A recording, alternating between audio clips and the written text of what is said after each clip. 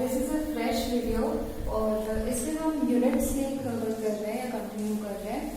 अभी तक के वीडियोस में आपको मैंने 2 यूनिट्स कंप्लीट करवाए। The first unit is money and banking and the second unit is determination of income and employment. तो now you have all the videos on the different topics of the unit. अब जब unit हो चुका है तो उसके बाद हमें क्या करना है, will go into the important questions that will find in these 2 units. इन दोनों यूनिट्स में जो अलग अलग इम्पोर्टेंट क्वेश्चंस हैं उनको एक बार विल गो थ्रू देम। ये आपका क्वेश्चन सीरीज है।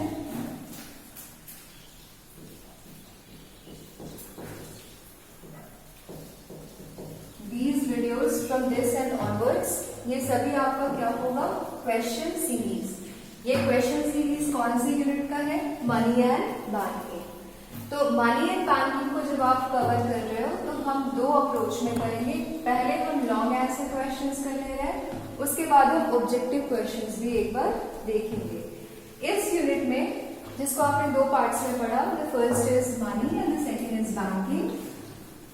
मनी में आपने कुछ इंपॉर्टेंट टॉपिक्स पढ़े अलग अलग, सिमिलरली बैंकिंग में आपने कुछ इंपॉर्टेंट टॉपिक्स पढ़े।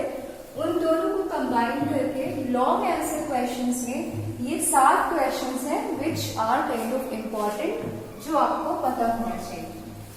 First question, what were the difficulties of barter system. पहला क्वेश्चन क्या है, what were the difficulties of barter system. Second question है, what are the different types of money. Third question, what are the functions of money. Fourth question, what is money supply, what are its measures. Fifth question, what are the functions of commercial banks. Commercial banks में क्या functions होते हैं. Next question, what are the types of commercial banks. Commercial banks के कितने types होते हैं। और last question, explain credit control done by the Reserve Bank of India. So जो 7 इंपॉर्टेंट क्वेश्चंस हैं इस यूनिट के, पहला क्वेश्चन है what were the difficulties of barter system. दूसरा question, what are the different types of money. Next question, what are the functions of money. फिर next question, what is money supply, what are its measures. Next question, what are the functions of commercial banks. Next question, what are the types of commercial banks.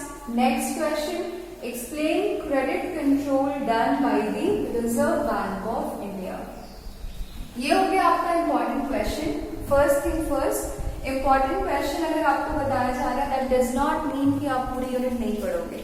सिर्फ ये पढ़ के या जो question answer सभी मैं कराऊंगी ये नहीं करना है।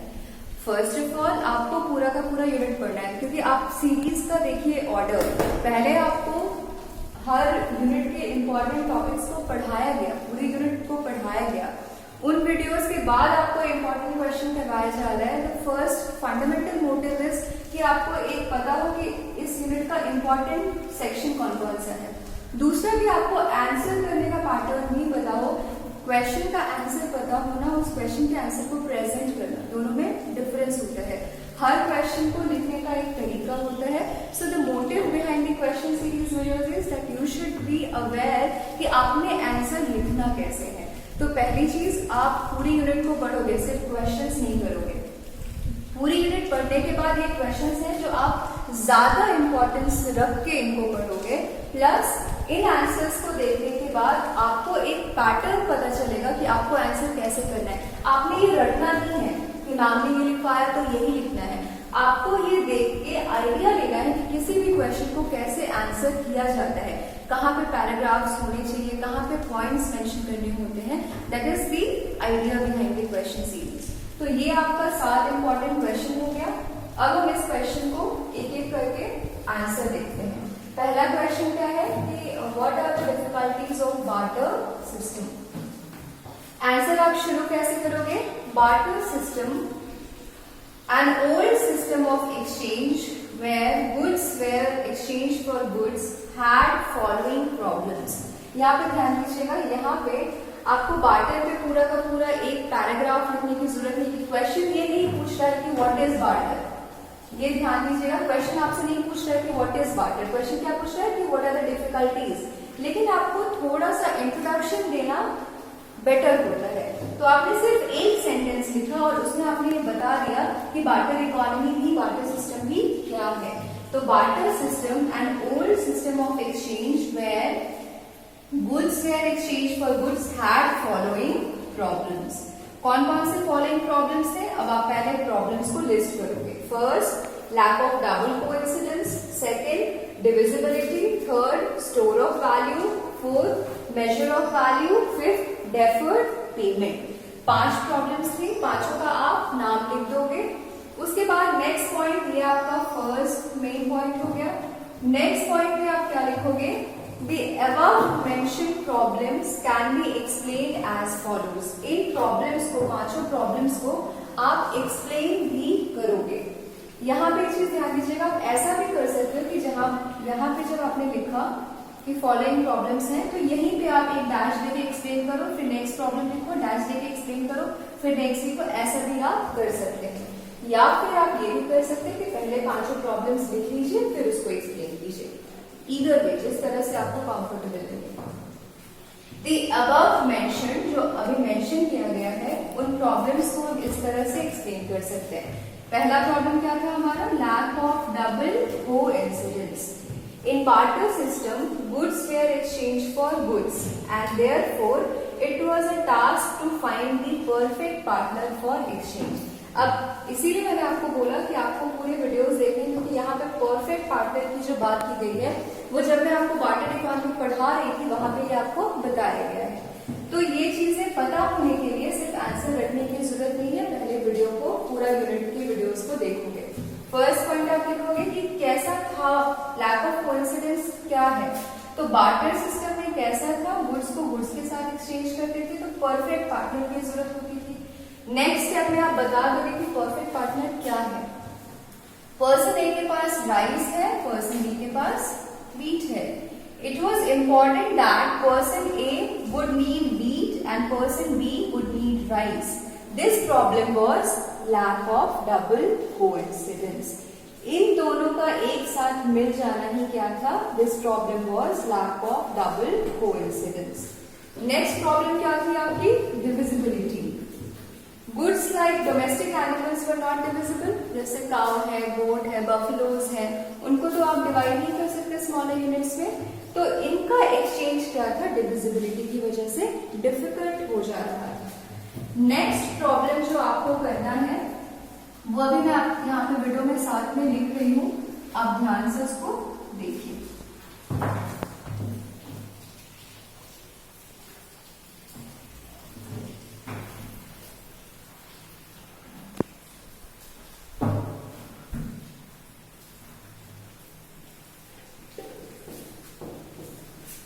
नेक्स्ट प्रॉब्लम क्या है आपका? Difficulty store of value. Store of value कहने का क्या मतलब है? फर्स्ट, जो गुड्स थे जैसे कि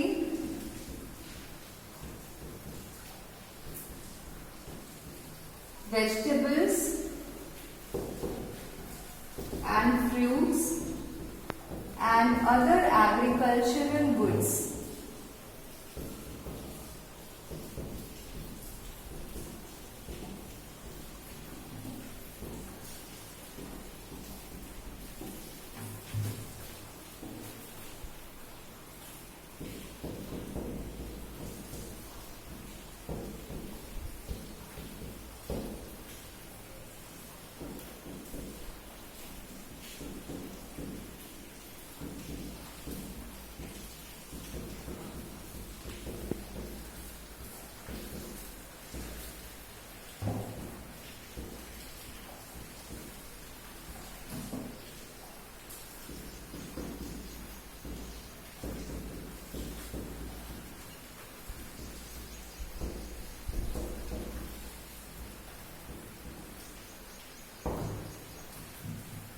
स्टोर ऑफ वैल्यू कहने का मतलब है कि आप चीजों को, ये क्या है, ये आपको पहले से पता है कि चीजों को आप लंबे समय तक स्टोर नहीं कर सकते। क्यों नहीं कर पा रहे थे, ये यहाँ पे आपने एक बार लिख देना है। गुड्स किस तरह के थे हमारे पास? वेजिटेबल्स थे, फ्रूट्स थे और बाकी एग्रीकल्चरल गुड्स थे। जो कि बहुत ज्यादा ड्यूरेबल नहीं होते। अब जो बहुत ज्यादा ड्यूरेबल नहीं होते उसको हम क्या बोलते हैं? पेरिशेबल। तो store of perishable goods was called as the problem of store of value. Next problem क्या था आपका? Measure of value.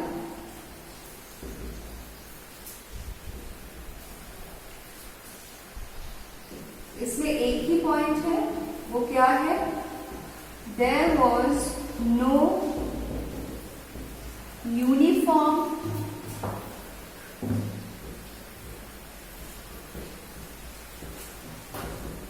Major of value. Uniform measure of value नहीं है, मतलब जैसे मैंने आपको एग्जाम्पल दिया था कि एक पेन अगर लिंक का 5 रुपए का है तो आपको इंडिया में कहीं भी 5 रुपीज का ही मिलता है, दैट इज यूनिफॉर्म वैल्यू। लेकिन बार्टर इकोनॉमी, बार्टर सिस्टम में क्या था? 2 kg राइस के बदले कोई 3 kg वीट ले रहा था, 2 kg राइस के बदले में कोई 5 kg वीट ले रहा था, तो कोई यूनिफॉर्मिटी वहां पे नहीं थी। सो मेजर ऑफ वैल्यू में प्रॉब्लम क्या है हमारी? There was no uniform measure of value. एक पॉइंट और आप इसमें ऐड कर सकते हो,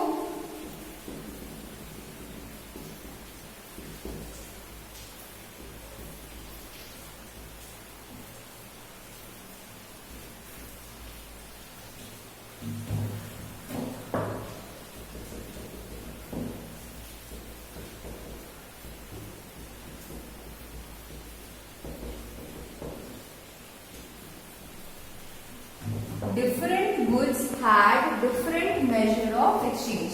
अलग अलग सामानों को अलग अलग तरीके से क्या किया जाता था? एक्सचेंज किया जाता था। और लास्ट प्रॉब्लम जो आपका है वो है डेफर्ड पेमेंट। यहां पे आपको डेफर्ड पेमेंट क्या है लिखने की जरूरत नहीं है, सिर्फ आप लिख दोगे the facility of deferred payment was unavailable in barter।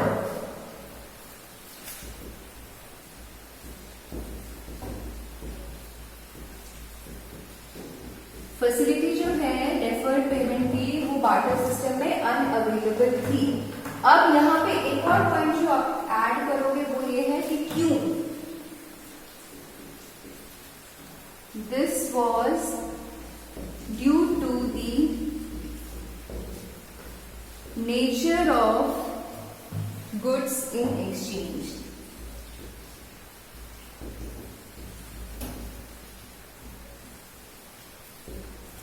ये आपका कंप्लीट आंसर है।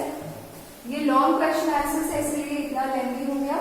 अब यहाँ पे पैटर्न समझिए, मार्क्स देखिएगा कितने मार्क्स का है, 4 मार्क्स का है, 6 मार्क्स का है, उस हिसाब से आंसर को एडजस्ट करना है। ये नहीं कि 3 नंबर का भी अगर ये क्वेश्चन आ गया, 6 नंबर का भी आ गया तो एक जैसा ही लिखना है। क्वेश्चन के मार्क्स को देखते हुए आपको क्वेश्चन के स्ट्रक्चर को चेंज करना होता है, लेकिन जो इम्पोर्टेंट पार्ट है आंसर का वो आप कभी भी नहीं छोड़ोगे। अगर ये क्वेश्चन 3 नंबर का हो तो भी आपको ये सारे 1 2 3 4 5 लिखने ही लिखने हैं।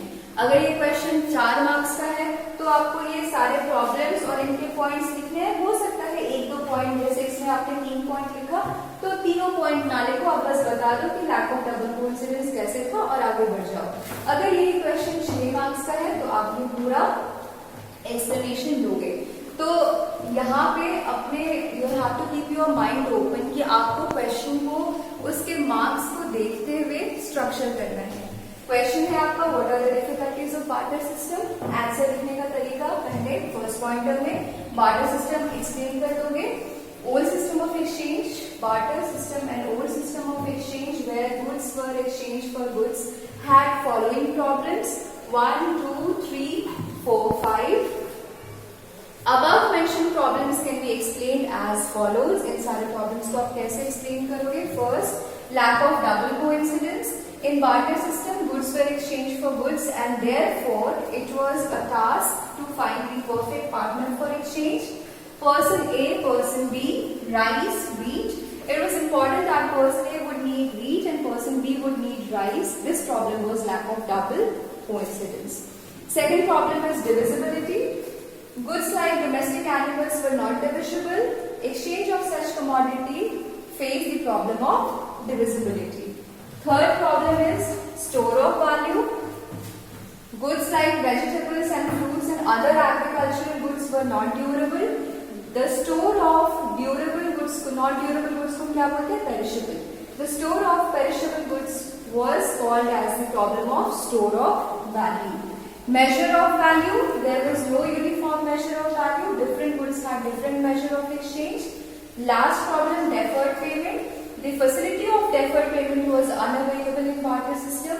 This was due to the nature of goods in exchange. जिस तरह के goods को हम exchange कर रहे थे उसकी वजह से हम deferred payment नहीं कर पा रहे थे. यहाँ पे एक चीज ध्यान दीजिएगा, जब आप क्वेश्चन का आंसर लिखते हो, चाहे वो इकोनॉमिक्स हो, इंग्लिश हो या कोई भी सब्जेक्ट हो, तो सिर्फ आंसर मैटर नहीं करता.